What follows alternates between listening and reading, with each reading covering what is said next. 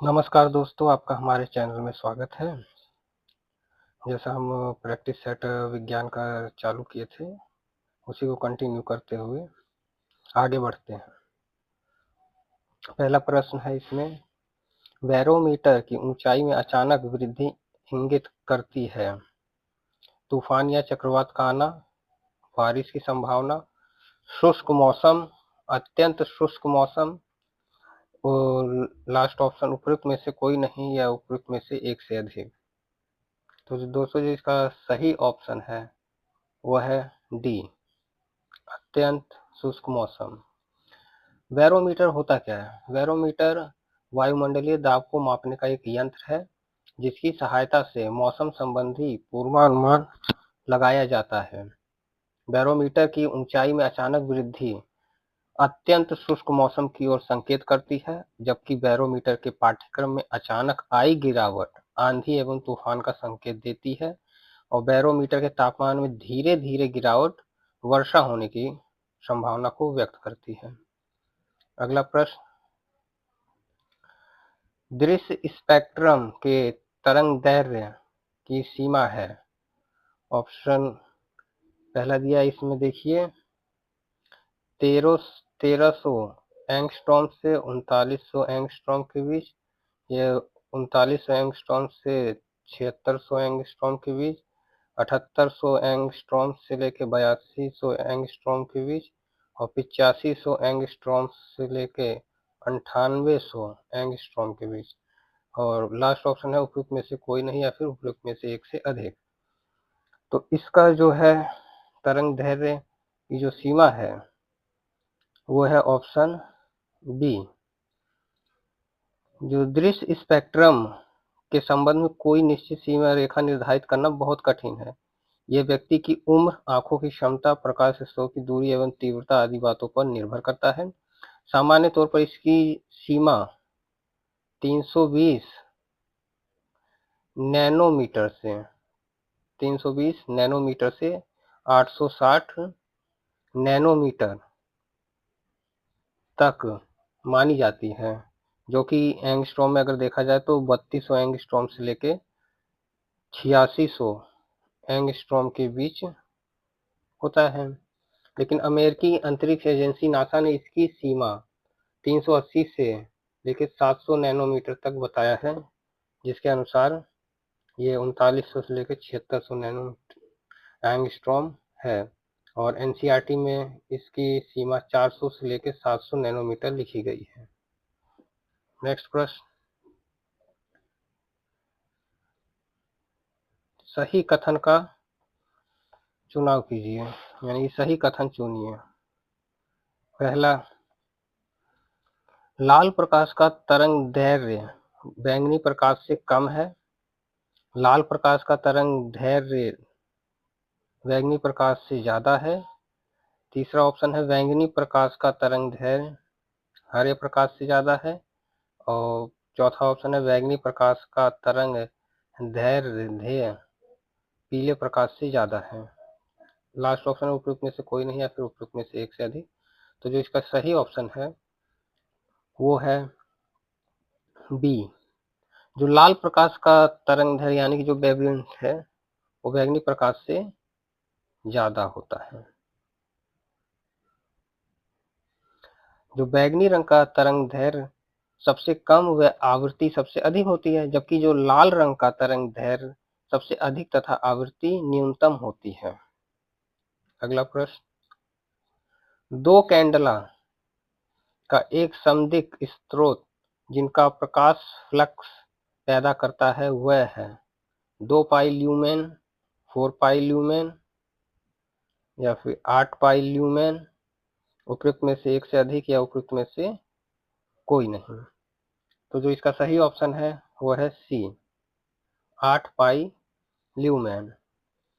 ज्योति flex यानी कि प्रकाश flex का एसआई जो मात्रक है वो उस ल्यूमेन है। ज्योति फ्लक्स को एफ से प्रकाश प्रदर्शित करते हैं और जो इसका निकल के आएगा F equal to 4 pi I equal to 4 pi into 2। ये जो आई है ये क्या है, कैंडला। तो यहाँ इसको फॉर्मूले में ये 2 कैंडला का हमने निकालना था, इसको इसमें रखा तो ये आ जाएगा 8 पाई ल्यूमेन, और यही हमारा आंसर है। इस प्रकार 2 कैंडला का एक समद्विक स्रोत जितना प्रकाश फ्लक्स पैदा करता है वह 8 पाई ल्यूमेन है। नेक्स्ट प्रश्न, सौर विकिरण निम्न में से किस परास में दिखता है? तो इसमें देखिए ऑप्शन दिए हैं 100 से लेकर 400 न्यूटन मीटर, 400 से लेकर 700 एनएम, 740 से लेके 10,000 एनएम, उपयुक्त में से कोई नहीं। तो जो इसका सही ऑप्शन है वो है बी, 400 से लेके 700 नैनोमीटर। ठीक, अगला प्रश्न, प्रकाश की गति किसके बीच से जाते हुए न्यूनतम होगी? हमें बताना है कि जो प्रकाश की गति है वो किस माध्यम में जाते हुए न्यूनतम होगी। तो इसमें देखिए ऑप्शन दिया हुआ है, एक कांच, दूसरा ऑप्शन दिया है निर्वात, तीसरा दिया है जल, चौथा दिया है वायु। जो इसका सही ऑप्शन होगा वो होगा ए, कांच। उसका कारण यह है कि जिस वस्तु या पदार्थ का अपवर्तनांक ज्यादा होता है उसमें प्रकाश की गति न्यूनतम होती है, और कांच, निर्वात, जल तथा वायु में से कांच का अपवर्तनांक सबसे ज्यादा होता है, इसलिए प्रकाश की गति कांच में न्यूनतम होती है। अगला प्रश्न, एक वर्णी प्रकाश एक माध्यम से दूसरे माध्यम में प्रवेश करता है, निम्नलिखित में से कौन सा गुण नहीं बदलता? पहला ऑप्शन है आवृत्ति, दूसरा ऑप्शन है आयाम, तीसरा वेग, चौथा उपयुक्त में से एक से अधिक, और पांचवा उपयुक्त में से कोई नहीं। यह प्रश्न देखिए बीपीएससी टीचर 9-10 वाले में पूछा गया है। तो जो इसका सही ऑप्शन है वो है ए, आवृत्ति। जब एक वर्णी प्रकाश यानी कि मोनोक्रोमेटिक लाइट एक माध्यम से दूसरे माध्यम में जाता है तो उसकी जो तरंग दैर्घ्य में परिवर्तन होता है, लेकिन जो आवृत्ति यानी कि जो फ्रीक्वेंसी होती है उसमें कोई परिवर्तन नहीं होता, इसलिए ऑप्शन ए आपका सही होगा। अब क्वेश्चन नंबर अगला, एक उत्तल लेंस की फोकस दूरी FL इक्वल टू 10 सेंटीमीटर है और पानी में उसे डुबोने पर यह कार्य करेगा। पहला ऑप्शन दिया है इसमें देखिए कि FL 10 इक्वल टू 10 सेंटीमीटर एक उत्तल लेंस की तरह कार्य करेगा, या फिर एक अवतल लेंस की तरह काम करेगा, या फिर FL ग्रेटर देन 10 सेंटीमीटर एक उत्तल लेंस की तरह काम करेगा, या फिर उपयुक्त में से एक से अधिक, यानी कि इनमें से एक से अधिक ऑप्शन हो सकते हैं, या फिर इनमें से कोई ऑप्शन नहीं होगा। तो जो इसका सही ऑप्शन है वह है सी, FL is greater than 10 centimetre, यह एक उत्तल लेंस की तरह कार्य करेगा। जब 10 सेंटीमीटर उत्तल लेंस को जब पानी में डुबोया जाएगा तो उसकी जो फोकस दूरी है वो 10 सेंटीमीटर बढ़ जाएगी तथा वह उत्तल लेंस की भांति ही व्यवहार करेगा। अगला प्रश्न,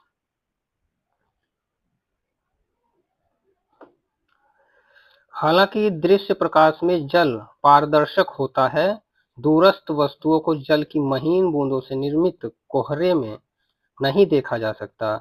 यह इसलिए होता है क्योंकि जो पहला ऑप्शन दिया है ए, दृश्य प्रकाश में जल की महीन बूंदें अपारदर्शी होती हैं, ऑप्शन बी, अधिकतर प्रकाश बिखर कर आभासी अस्पष्टता निर्मित करता है, ऑप्शन सी, प्रकाश किरणों का पूर्ण आंतरिक परावर्तन होने से वे प्रेक्षक की आंखों तक नहीं पहुंच पाती, ऑप्शन डी, उपयुक्त में से एक से अधिक, या फिर ऑप्शन ई, उपयुक्त में से कोई नहीं।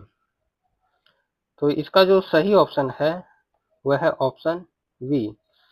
अधिकतर प्रकाश बिखरकर आभासी यानी कि अस्पष्टता निर्मित करता है। दूरस्थ वस्तुओं को जल की महीन बूंदों से निर्मित कोहरे में नहीं देखा जा सकता। जैसे दूर वस्तु है, उन्हें जब वो जल की महीन बूंदें कोहरे का निर्माण करते हैं तो उनमें नहीं देखा जा सकता, क्योंकि कोहरे की बूंदों द्वारा प्रकाश का प्रकीर्णन होता है। जैसे ही प्रकाश कोहरे की बूंदों से गुजरता है तो प्रकाश द्वारा इन कणों का सभी दिशाओं में बिखराव हो जाता है और इस बिखराव के कारण दूरस्थ वस्तुओं में आभासी अस्पष्टता उत्पन्न हो जाती है। अगला प्रश्न, 20 सेंटीमीटर फोकस दूरी के एक उत्तल लेंस की सतह पर सफेद घोड़े का प्रतिबिंब बनाने के लिए बड़ी संख्या में काले रंग की पतली पट्टियां बनाई जाती हैं। वह प्रतिबिंब कैसा होगा? यहाँ पूछा गया कि जैसे 20 सेंटीमीटर फोकस दूरी के एक उत्तल लेंस की सतह पर सफेद घोड़े का प्रतिबिंब बनाने के लिए हम बड़ी संख्या में काले रंग की पतली पट्टियां बनाई जाती हैं, तो हमें बताना है कि वो प्रतिबिंब कैसा होगा। पहला ये जो ऑप्शन दिया है कि कम चमक वाला एक घोड़ा, दूसरा काली पट्टियों का एक जेब्रा, तीसरा काली पट्टियों का एक घोड़ा, चौथा ऑप्शन है उपयुक्त में से एक से अधिक या फिर उपयुक्त में से कोई नहीं, पांचवा ऑप्शन है। तो जो इसका सही ऑप्शन है वो है ए, कम चमक वाला एक घोड़ा। इसमें क्या है कि जो 20 सेंटीमीटर फोकस दूरी से एक उत्तल लेंस की सतह पर सफेद घोड़े का प्रतिबिंब बनाने के लिए बड़ी संख्या में काले रंग की पतली पट्टियां बनाई जाती हैं। काली पट्टियां केवल प्रकाश की तीव्रता को कम करती हैं, लेकिन कोई छाया नहीं डालती, क्योंकि वह काफी पतली होती हैं। इसलिए कम चमक वाले एक घोड़े का प्रतिबिंब बनेगा। अगला प्रश्न,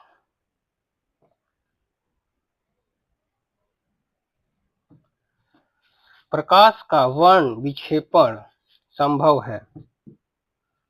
इसमें बताना है कि जो प्रकाश का वर्ण विक्षेपण जो मतलब जो किस माध्यम से निकलेगा, तो वो डिस्पर्शन ऑफ लाइट जिसे कहते हैं वो होगा, संभव है। पहला ऑप्शन है प्रिज्म द्वारा, दूसरा ऑप्शन है उत्तल लेंस द्वारा, तीसरा ऑप्शन है अवतल लेंस द्वारा, चौथा ऑप्शन है साधारण दर्पण द्वारा, पांचवा ऑप्शन है उपयुक्त में से कोई नहीं या फिर उपयुक्त में से एक से अधिक। तो जो इसका सही ऑप्शन है वह है प्रिज्म द्वारा। जब सूर्य का श्वेत प्रकाश किसी प्रिज्म से होकर गुजरता है तो ये अपवर्तन के पश्चात प्रिज्म के आधार की ओर झुकने के साथ साथ प्रकाश के अवयवी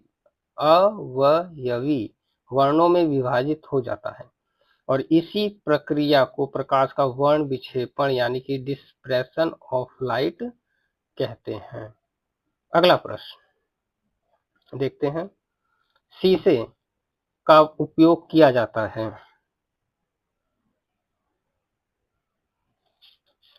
पहला ऑप्शन है सफाई के लिए, दूसरा ऑप्शन है प्रकाश संचरण हेतु, तीसरा ऑप्शन है शक्ति के लिए, चौथा ऑप्शन है कमजोरी के लिए।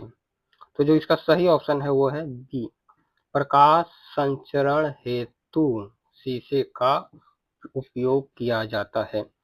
शीशा यानी कि लेड एक धातु है जो नीले भूरे रंग की होती है और लेड में धात्विक चमक होती है। आवर्त सारणी में इसका परमाणु क्रमांक 82 होता है और इसे पी चिन्ह से प्रदर्शित किया जाता है। शीशे का प्रयोग विद्युत केबल यानी कि ओवरहेड में भूमिगत केबल में, शीशे का प्रयोग रासायनिक प्रयोगशाला में तथा बंदूक की गोलियों के निर्माण में किया जाता है। शीशे का उपयोग प्रकाश संचरण में भी किया जाता है। अगला प्रश्न, सौर भट्टी में प्रयुक्त होता है। पहला ऑप्शन है समतल दर्पण का प्रयोग होता है, अवतल दर्पण प्रयुक्त होता है, उत्तल दर्पण प्रयुक्त होता है, अवतल लेंस का प्रयुक्त होता है या उपयुक्त में से कोई नहीं या उपयुक्त में से एक से अधिक। तो जो इसका सही ऑप्शन है वो है बी, अवतल दर्पण। सौर भट्टी एक संरचनात्मक उपकरण है जिसका उपयोग उच्च तापमान के उत्पादन हेतु किया जाता है। इसमें अवतल दर्पण का उपयोग किया जाता है। अगला प्रश्न, ट्यूबलाइट में प्रकाश किस पर निर्भर रहता है? जो ट्यूबलाइट होती है उसमें प्रकाश किस पर निर्भर रहता है? पहला ऑप्शन दिया है ट्यूब में गैस, ट्यूब में ठोस धातु, ट्यूब में द्रव, ट्यूब का शीशा। तो जो इसका सही ऑप्शन है वो है बी, ट्यूब में ठोस धातु यानी कि प्रतिदीप्त।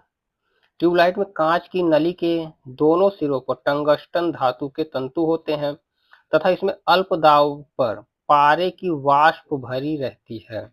ट्यूबलाइट का स्विच ऑन करने पर टंगस्टन तंतु से इलेक्ट्रॉन उत्सर्जित होते हैं तथा पारे की वाष्प के अणुओं को आयनित कर देते हैं जिससे दीप्त विसर्जन होता है। इनमें से कुछ प्रकाश तरंगों के तरंगदैर्ध्य अल्प होते हैं जिन्हें हम देख नहीं पाते, अतः इन अदृश्य प्रकाश तरंगों को दृश्य प्रकाश तरंगों में परिवर्तित करने के लिए नली के भीतर की सतह पर प्रतिदीप्त पदार्थ का लेप कर दिया जाता है जो अदृश्य प्रकाश को दृश्य प्रकाश में परिवर्तित करता है। अगला प्रश्न, श्वेत प्रकाश को नली में कैसे उत्पन्न करते हैं? पहला ऑप्शन है तांबे के तार को गर्म करके, दूसरा ऑप्शन तंतु को गर्म करके, चौथा ऑप्शन परमाणु को उत्तेजित करके, तो तीसरा ऑप्शन परमाणु को उत्तेजित करके, चौथा ऑप्शन अणुओं को दोलित करके। तो जो इसका सही उत्तर है वो है बी, तंतुओं को गर्म करके। श्वेत प्रकाश यानी कि प्रतिदीप्तशील ट्यूब में निम्न दाब पर पारे की वाष्प में उत्पन्न होता है और ट्यूब के सिरों पर तंतुओं में विद्युत प्रवाह करने पर पारा वाष्प अदृश्य परावैंगनी किरणें उत्सर्जित करता है। ये परावैंगनी किरणें नलिका के आंतरिक सतह पर लेपित प्रतिदीप्त शैल पदार्थ की परत पर मिलकर दृश्य प्रकाश उत्सर्जित करती हैं। अगला प्रश्न, अति सूक्ष्म वस्तुओं को देखने के लिए प्रयोग किए जाने वाला प्रकाशिक उपकरण है? पहला ऑप्शन माइक्रोस्कोप, दूसरा इलेक्ट्रोस्कोप, तीसरा स्पेक्ट्रोस्कोप, चौथा स्टेथोस्कोप, पांचवा उपयुक्त में से कोई नहीं या फिर उपयुक्त में से एक से अधिक। जो इसका सही ऑप्शन है वो है ए, माइक्रोस्कोप।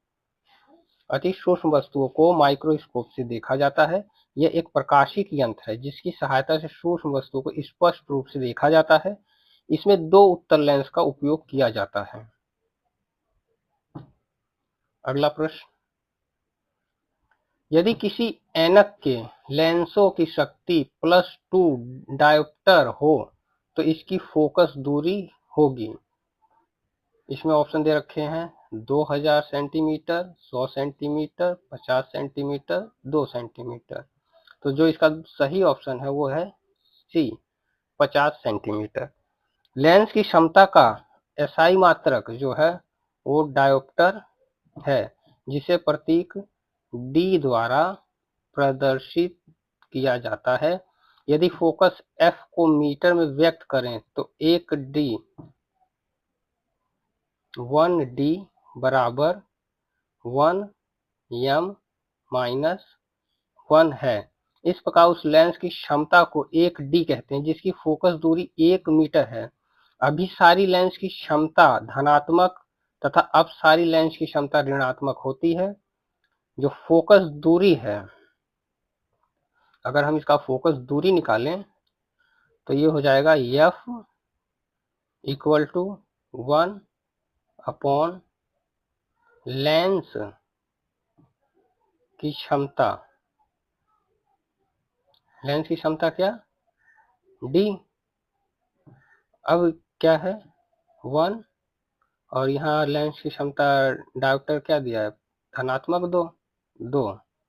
ये हो गया 0.5 मीटर यानी कि 50 सेंटीमीटर।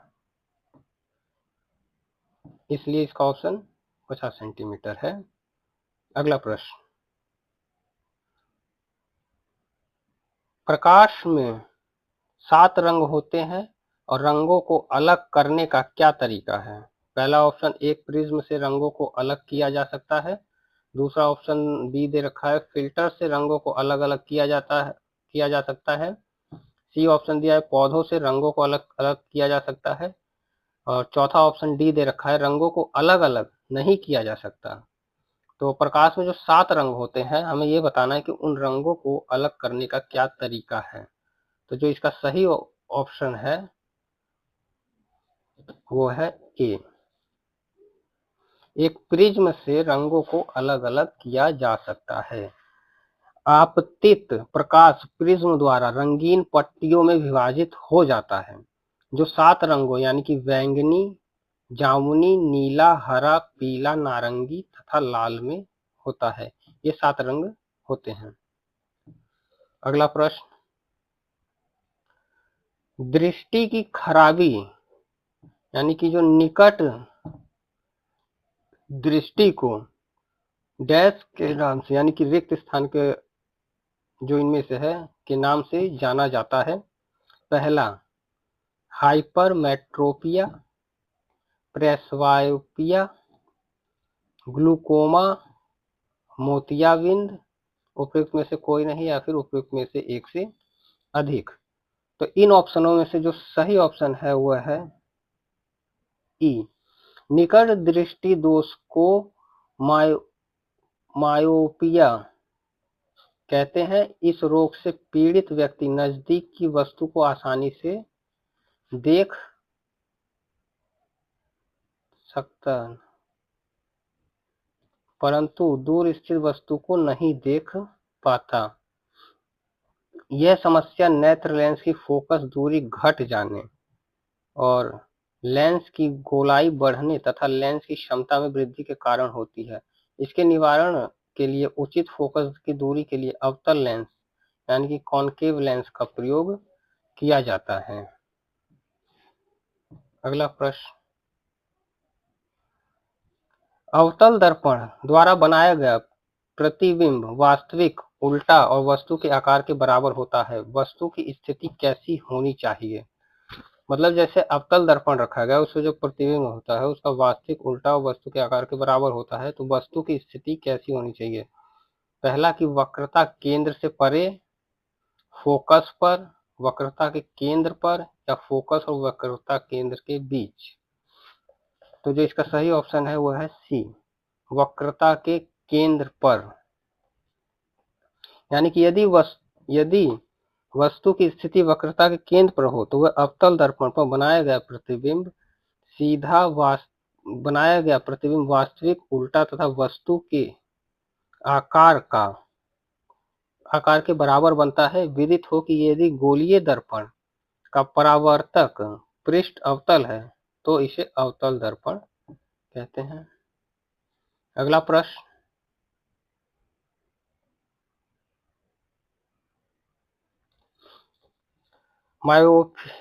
मायोपिया वह बीमारी है जिससे व्यक्ति देख नहीं सकता।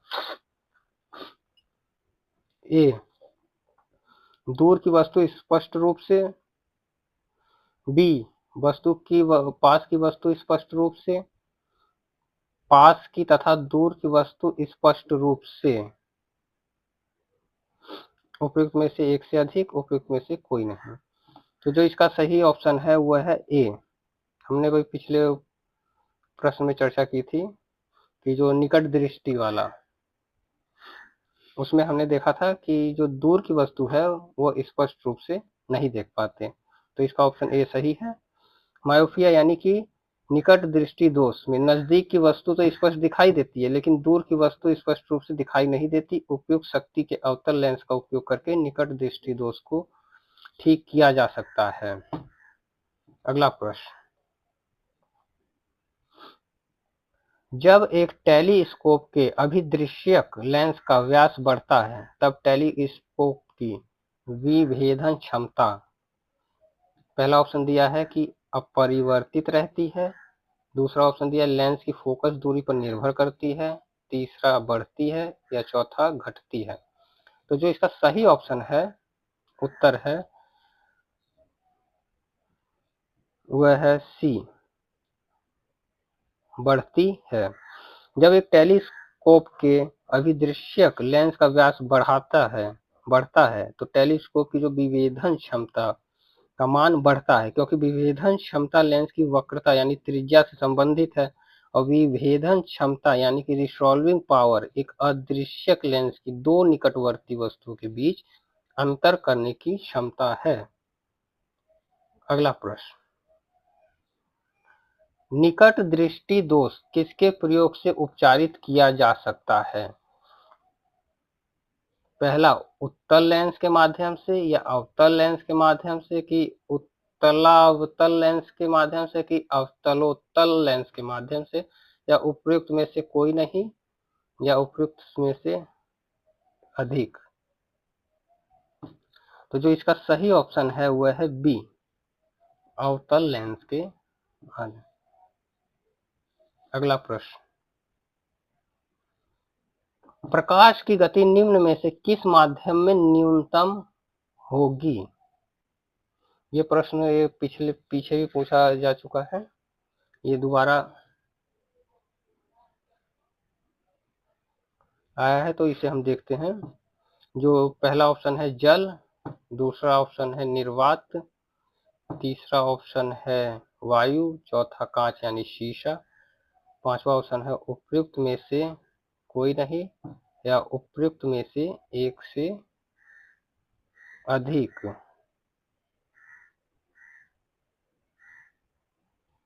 तो जो इसका सही ऑप्शन है वह है डी,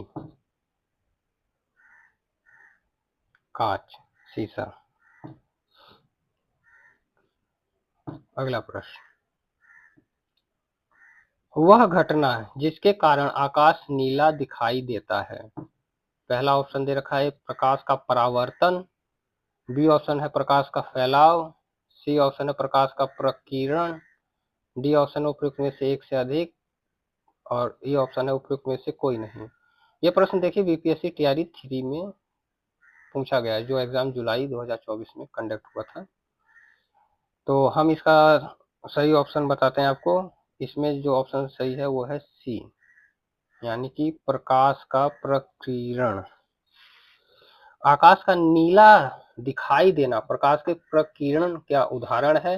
नीले रंग के प्रकाश की जो तरंग दैर्घ्य अन्य प्रकाश की तुलना में कम होती है, जिसके कारण नीला रंग अधिक प्रकीर्णित होता है और प्रकीर्णन प्रकाश के संदर्भ में एक कण की गति की दिशा में दूसरे कण से टकराने के कारण होने वाला परिवर्तन है।